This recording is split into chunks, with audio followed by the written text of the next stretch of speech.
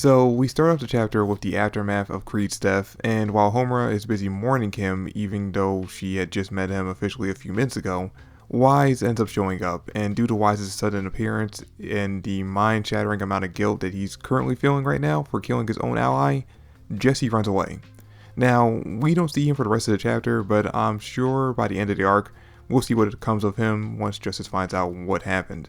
I mean, with how shaky and nervous he is, it's not going to take long for Jesse to end up breaking, so him getting caught is pretty much a given. It's just a question of what Justice is going to do once he finds out. And given what we've seen of Justice so far, kinda feels like Jesse's days are numbered. You know, that is assuming that Justice actually ends up making it out of this arc, because there was that one afterwards for I believe volume 17 where Hero mentioned something big happening to him and Elsie, something tragic happening in this arc. So honestly, the two of them surviving, even though Elsie really has not been involved in the arc that much since pretty much the beginning of it, it's still kinda up in the air whether or not they're gonna make it out of this alive. Anyway, we get this sad scene where Homura closes Creed's eyes and tells Wise that everyone that she grows close to ends up dying, which again, Homura, you just kind of met the guy a few minutes ago, you two just kind of became friends, although I do kind of understand where she's coming from with this.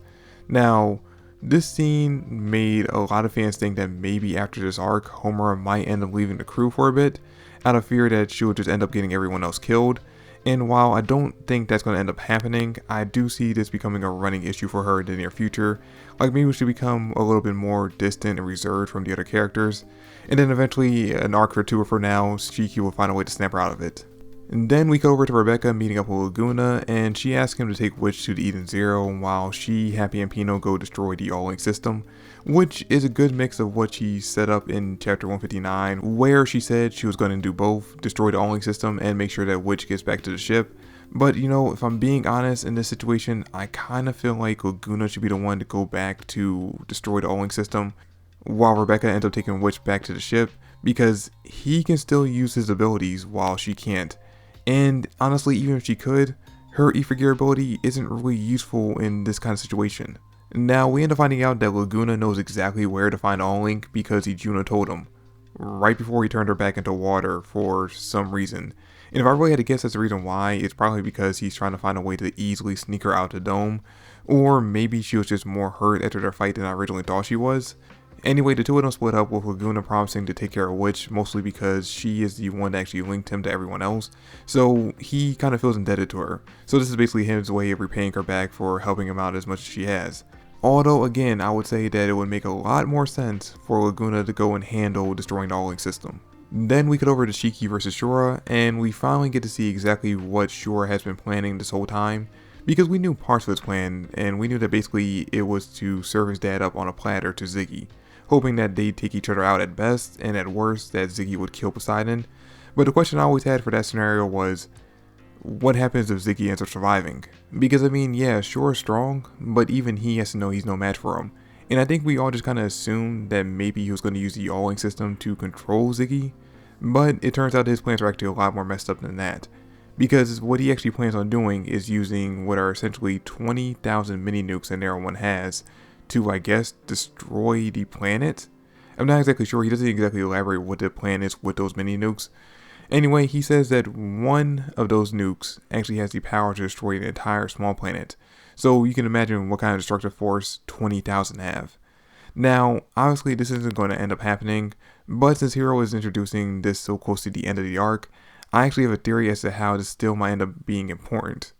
And then finally, we cut over to the big fight between the three Eration Seis, and honestly, this was the fight I was looking forward to the most, even more so than Shiki versus Shura, and that's solely because of the epicness we got from the LZ versus Justice fight. And I can say that so far, this one has definitely lived up to my expectations. So it starts off with Ziggy sending one of his new 4 Dark Stars, Brigadine, I think that's how you pronounce it, to fight Jaguar, because apparently he has no idea who Jaguar is and that he's also an Eration Seis. And this is when we end up finding out from Poseidon that Jaguar actually has a very, very long history when it comes to Eration Seis, because apparently he was a former member of the Eration Seis Galactica before switching over to the Interstellar. And then we see him destroy Brigadine by tearing him apart, only to find out that Brigadine was meant to be just a distraction, while Killer, one of the other 4 Dark Stars, attacks Jaguar from behind, stabbing him right through the side. But Jaguar, being the badass that he is, just reaches behind him and rips him apart again, killing Killer.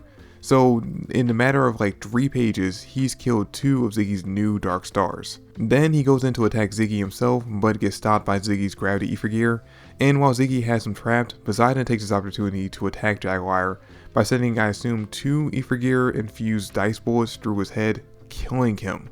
So yeah, Jaguar is gone. And this is huge for 2 reasons. 1, we finally get to see a glimpse of what Poseidon can do. And 2, Hero just killed off one of the 11, now 10 most powerful characters in the series. And from the looks of things, we're probably going to end up dropping that number down to 9 by the end of the arc. Because we end the chapter with Ziggy and Poseidon getting ready to fight off 1v1. And yeah, that's where the chapter ends, guys. Now, we do hear from Ziggy that apparently the chronophages, the machines, and Mother are all somehow connected. But to me, I feel like it's too early to even speculate on what this could mean, so I'm just going to leave it at that and maybe in a future video come back to that idea. But what I will speculate on is the fact that I think that the antimatter bombs that Temple has is what Ziggy's really after, not the All-Link. Because I feel like Ziggy would know that the All-Link system isn't on Temple, so why go there instead of going to Narrow 66? And I think it's because he knows that Shiki and his crew were going to Temple, or going to Narrow 66 I mean, to destroy the All-Link system, and he plans on letting them destroy it, and he's using this opportunity when Shora has the majority of the military force in the Outcosmos away from Temple, and taking this chance to defeat Poseidon without having to worry about his military backing him up. So he can get what he's really after, the explosives. Now, what he plans on doing with them, I don't know. Maybe holding the entire universe hostage. I mean, with the destructive power that just one of them has, he could do it. But I'm sure that he has some kind of alternative plan on top of that for them. Anyway, that's it for the video, guys. Thanks for watching. I really do hope you all enjoyed it. If you did, please like and subscribe and comment down below your thoughts on the chapter. Anyway, I'll catch you guys all in the next video. Peace.